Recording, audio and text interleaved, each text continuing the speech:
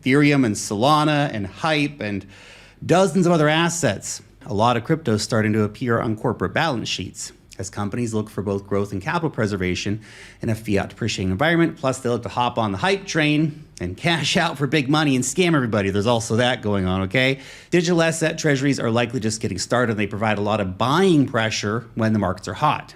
Same with ETFs. We're getting Solana ETFs and XRP ETFs. We're going to Dogecoin ETFs, and we're going to get a lot more too, okay? And those things create a lot of bid for the coins. So that's it. Chasing coins can be a lot of work. Sometimes you get lucky, but understanding trends gives you a clearer map of where capital is actually flowing.